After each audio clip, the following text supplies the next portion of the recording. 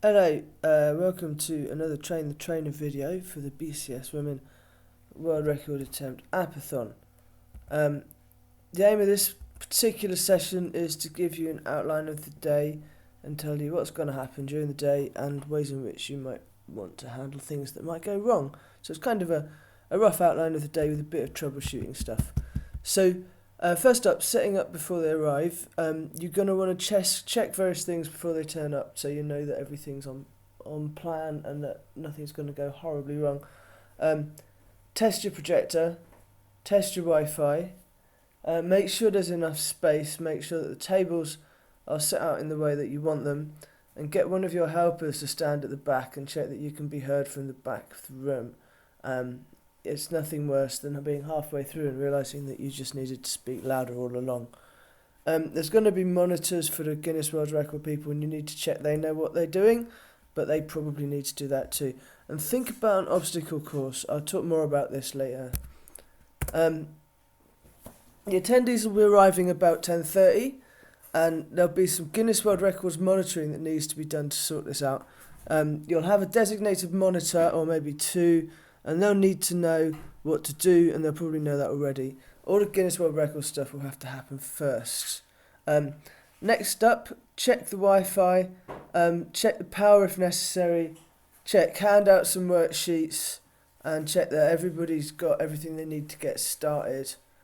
So connecting everyone to the Wi-Fi, depending upon the setup in the venue that you're in, could take some time. So again, make sure this is all working before you actually crack on with anything.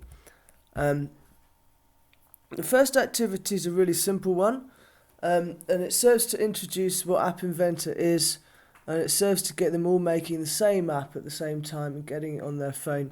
And pretty much everyone who does anything with App Inventor starts with the first app that they create, and this is called Meow or Hello Meow or something. And the idea is it's a picture of a cat, and when you tap the cat goes meow. So what we do at the beginning of this workshop is we get everybody to make that app and get that on their phone, and that means that by the time the first activity's finished, everybody in the room will have written an app and put it on a phone, which is kind of nice. It means that before they even stop for coffee, they've got an app working. If you can, catch a little video of everybody using the Meow app, because it's quite funny to see everybody in the room with all of their phones making the same noise. After coffee, second session, the aim of this session is to think about what's special about mobile. So you can make anything with a computer program, and usually you just get pixels changing on a screen. What this session is about what's different about having it on a pocket computer. And the way we do this is we take the Meow app and everybody edits it. To start with, you add a vibrate, and then you add an accelerometer sensor so that it will make the noise when the app is shaken. Then you can change the animal. There's a lot of animal noises in the resources pack, and there's a lot of animal pictures. And you start thinking about what kind of app people would like to make. There's some examples in the booklet, and you should all have had a look at the booklet and should know what these are like. But think about what kind of app people would like to make. Maybe do some paper prototyping, maybe do some brainstorming. At the end of this session, everybody's actually taken an app, edited it, put it on a device, and they've started to think about what they would like to do in the bigger picture. And at 1 o'clock-ish, you break for lunch. Just a 45-minute break, send people to a cafe or something, get them out of the room so you get a little bit of a breather. 1:45, everybody back in, and they're building and planning their apps in their own groups. So you've got to plan what they're going to do, you've got to put the blocks together, you've got to put the layout together in the layout engine, you've got to test it, you want to try it on a phone, and then you repeat. This is kind of chaotic and kind of freeform, but it's a good session, and it gets people being really creative and thinking about what they actually want to build. And this is the bulk of the day, really. This is where they're actually starting to take off and do their own thing. That said, there are obviously things that you can steer people towards. Younger children quite often like to do the whole farmyard app or drum kit app where you tap a button and a noise gets made.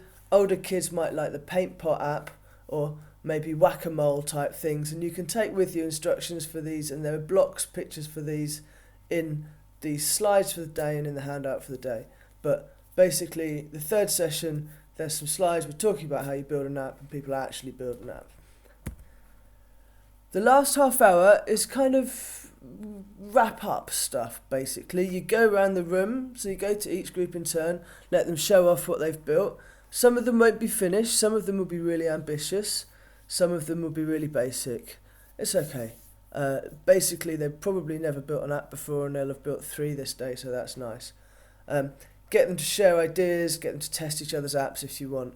Congratulate everyone, because everybody probably has made 3 apps. They've done the Meow, they've done a modified Meow, and they've built their own app.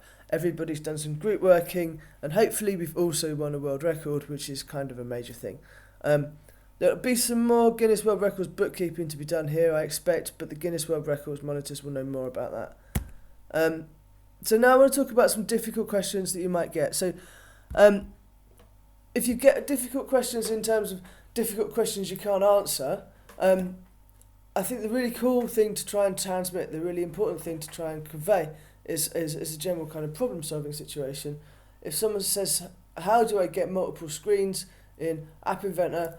The answer is not, I don't know, it's, I don't know, let's see if we can find out. I remember when I ran this workshop in Leeds once, I spent about 20 minutes of my lunch break Googling stuff that one of the particular attendees who was really keen had asked me. But that was fine, it was really useful. I learned more about App Inventor. We answered the kid's question and he built the app that he wanted to build at the end of the day.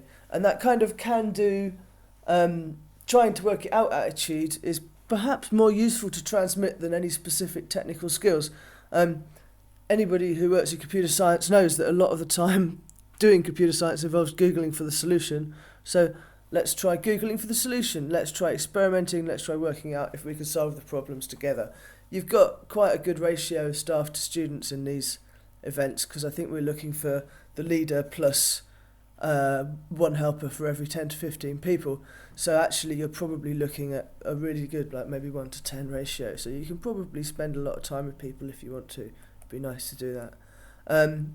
If you're really stuck, steer them towards another kind of app. It's always easy. It's only a day and it's a short day at that. The day's actually quite busy, but there will be a point or two when there's nothing going on. And there will always be periods where the faster attendees are waiting for the slower attendees to catch up. It's going to be a very mixed group because you've got family groups. And some of the family groups are going to have parents that are really into it, and some of the family groups are going to have parents who would prefer you to be looking after their kids without them being there. So you've got to be able to deal with dead time. One of the things I like to do when I'm running this workshop is I have a wobble table app, which is just an app that counts out how much motion that a device has had. And then you set up an obstacle course around the room with a slalom between some chairs and maybe something to duck under. Nothing major, but it means that the people have got to not just walk in a straight line. And what they have to do is they have to walk around the obstacle course carrying the device which is running the wobble table app. And you do that and you have a high score table on a piece of paper where people fill in their own scores.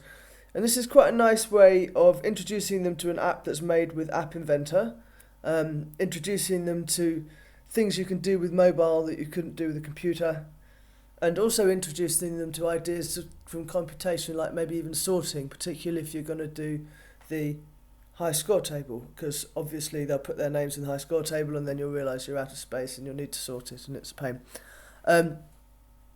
Next thing you can do is you can do what we call paper prototyping.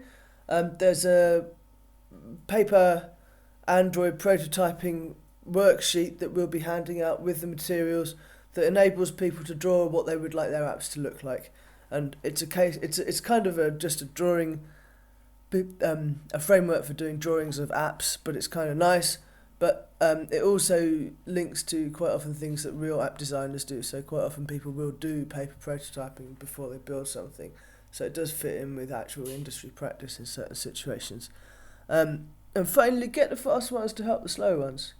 You use the people in the room that know what's going on to help the people that don't. That's a reasonably sensible thing to do, and everybody will get something out of it that way. And finally, thinking about creativity, particularly for younger attendees, the buttons that make a noise app is probably the route to go down. And one of the ways you can make this a more creative experience is to let the attendees create their own assets for this. So let them create their own sounds using some kind of MP3 recorder. Easy to do this by installing an MP3 recorder on your own phone in advance, and then recording the kids talking into your phone and then emailing it to the person who's helping them. You can do the same with drawing packages, probably on the computer, or with pen to paper and a camera if you want to do it that way. And you can also just get MP3s or pictures from their favourite shows using the internet. So that's the end of that. Quick recap. We've got set up before they arrive, make sure everything works. Set up for the attendees, make sure their Wi-Fi works for everything and everyone's got all the paperwork before you actually begin. First activity, get your phone to go meow. Second activity, get your phone to go woof and respond to being shaken. Third session, build whatever you like. Finally wrap up, job done. It's a nice workshop, it fits in a day. We've run it about 20 times and it does work. Okay, and that's